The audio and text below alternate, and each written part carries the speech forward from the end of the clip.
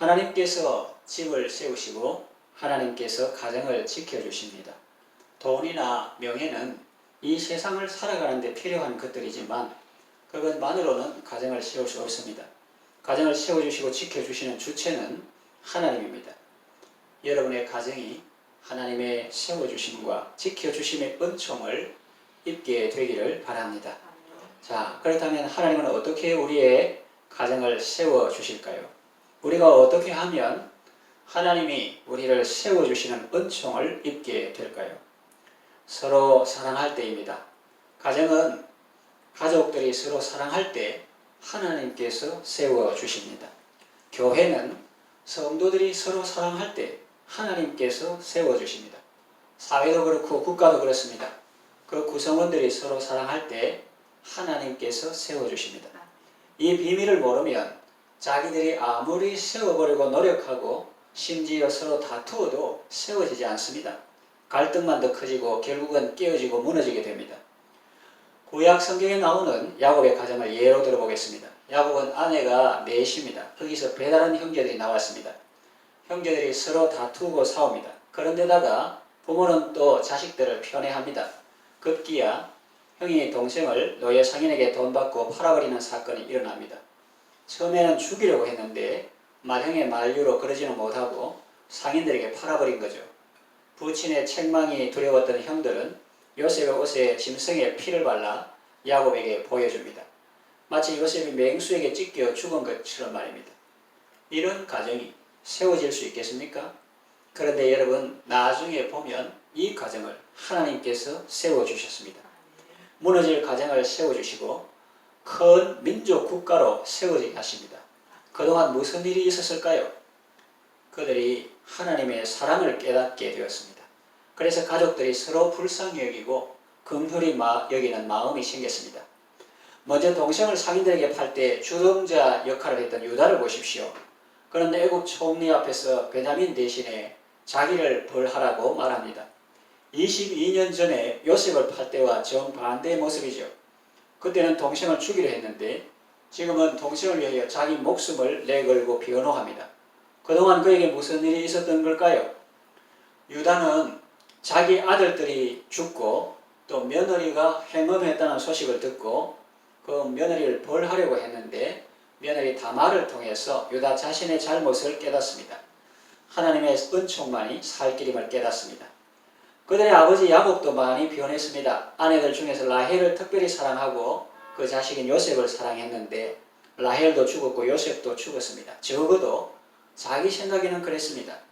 라헬의 피부치로 남은 것은 베냐민 뿐인데 애굽의 총리라는 양반이 그 아들을 데려오라고 했다는 것입니다. 처음에는 안 보내려고 했지만 기근이 심해지니 보내지 않을 수 없었죠. 그러면서 그는 정말 절박한 심정으로 하나님께 은혜를 구합니다.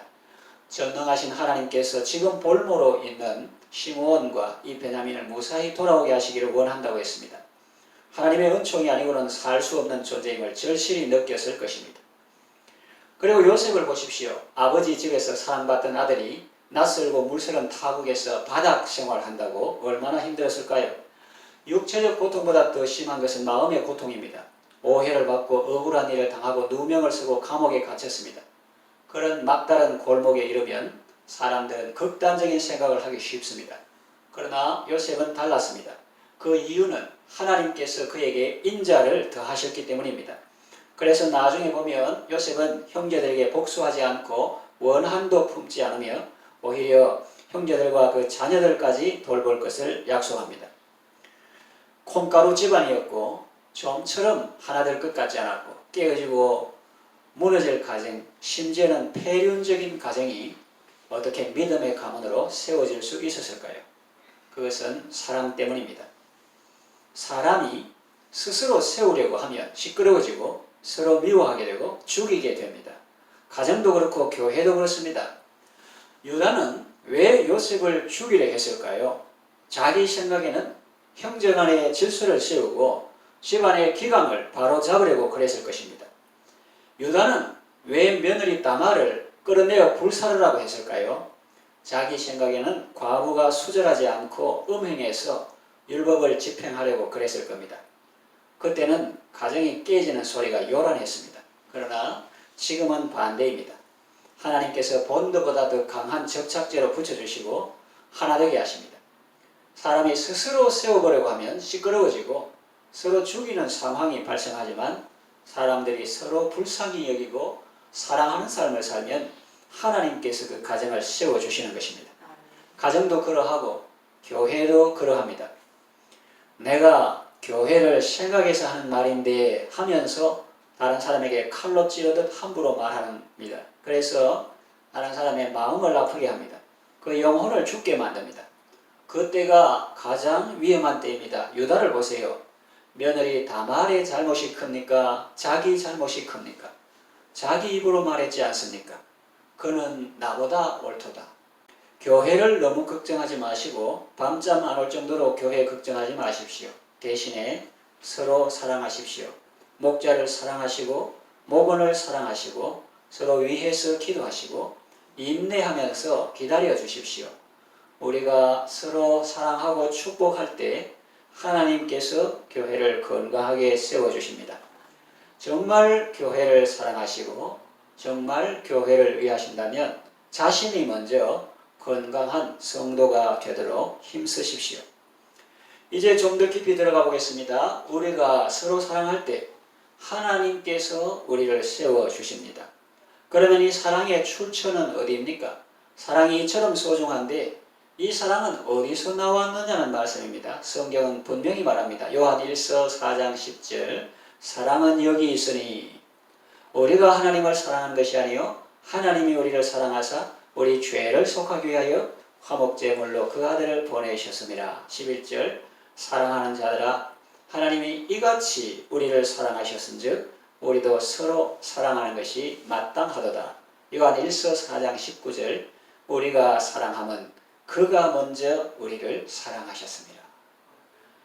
우리가 사랑할 수 있는 것도 하나님께서 우리를 먼저 사랑하셨기 때문입니다. 그렇습니다. 다시 야곱의 가정을 생각해 봅시다. 유다는 형제를 사랑할 수 없는 사람입니다. 동생을 죽이려고 했다가 여의치 않자 상인들에게 돈을 받고 판 인간이 어떻게 형제를 사랑할 수 있다는 말입니까? 불가능합니다.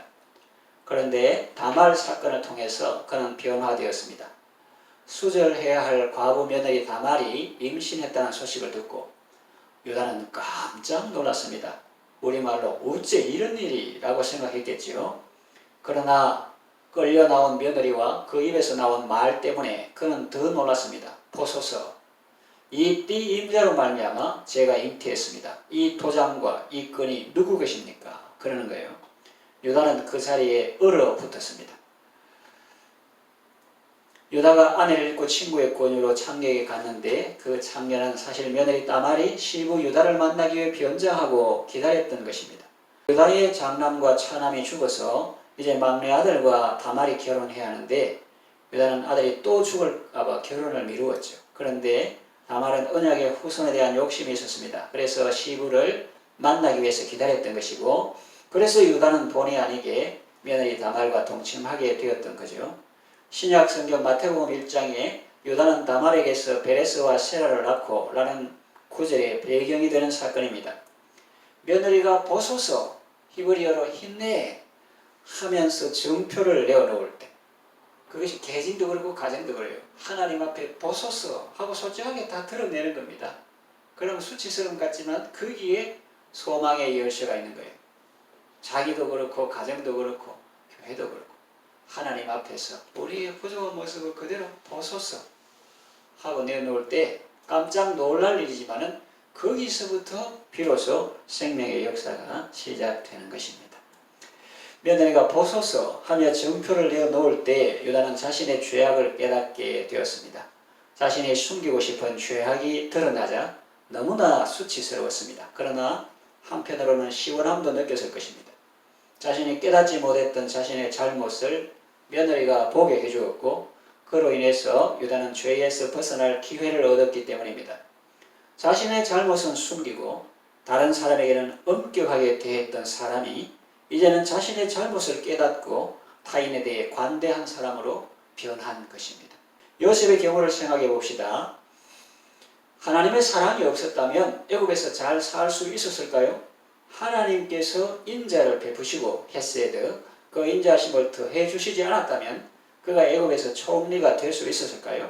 총리는 그냥 제 명대로 살지도 못했을 것입니다. 그런데 하나님께서 그를 사랑해 주시고 누명을 쓰고 감옥에 들어가도 하나님께서 인자를 더하시니 그는 원한과 복수의 사람이 아니라 사랑과 용서의 사람이 될 수 있었던 것입니다. 하나님의 사랑이 인간 사랑을 가능하게 한 것입니다. 하나님의 사랑이 얼마나 컸던지 요셉이 그의 생애 최대의 트라우마를 극복할 수 있을 정도였습니다.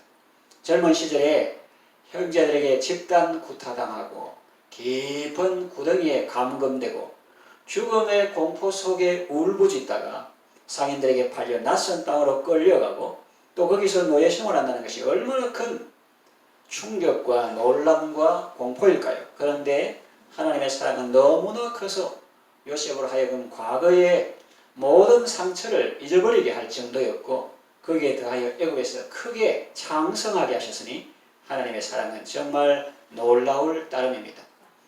그러니 여러분, 사랑의 삶을 살기 위하여 이 하나님의 사랑에 주목하십시오. 이 하나님의 사랑의 바다에 푹 잠겨 보십시오. 이 바다는 사람을 죽이는 바다가 아니라 살리는 바다입니다. 깊이 빠지면 빠질수록 더 생명을 얻게 하는 바다입니다. KBS 대하 드라마나 EBS 다큐 중에도 재미있고 유익한 것이 있지만 이 하나님의 큰 사랑의 스토리에는 비할 바가 못됩니다. 이 무더운 날씨에 하나님의 사랑의 바다에 푹 잠겨보는 것은 어떨까요? 이제 말씀을 정리해 요약합니다. 사랑은 가정을 세우는 중요한 기둥들 중에 하나입니다. 우리가 서로 사랑할 때 하나님께서 우리의 가정을 세워주십니다. 교회도 성도들이 서로 사랑할 때 하나님께서 교회를 건강하게 세워주십니다. 우리가 사랑할 수 있는 이유는 하나님께서 먼저 우리를 사랑하셨기 때문입니다. 유다의 예도 들었고 요셉의 예도 들어보았습니다. 하나님의 사랑이 인간 사랑을 가능하게 합니다. 하나님의 사랑을 깊이 묵상하십시오. 아름다운 이야기, 구세주의 사랑 이야기를 많이 들으시고 자주 들으시고 깊이 묵상하십시오.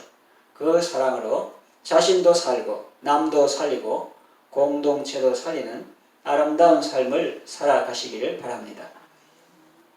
기도하겠습니다. 하나님 아버지, 우리는 각자 자신의 집을 세우고 가정을 지켜보려고 많은 노력을 합니다. 돈도 필요하고 건강도 필요하고 재능도 필요합니다. 그런 것들이 세상을 살아가는 데 필요하지만 그것만으로 가정을 세울 수는 없습니다. 가정을 세우시고 지켜주실 분은 오직 하나님이심을 믿고 주님을 의지합니다. 우리는 서로 사랑하게 하소서, 축복하게 하소서, 인내하며 기도하게 하소서, 하나님의 사랑을 더 많이 알게 하시고 더 깊이 깨닫게 하시고 그래서 우리도 예수님처럼 사랑하며 살게 하소서. 사랑 안에 두려움이 없고 온전한 사랑이 두려움을 내어 쫓는다 하셨으니 사랑 안에서 참 평안과 기쁨의 삶을 살게 하소서. 예수님의 이름으로 기도합니다. 아멘.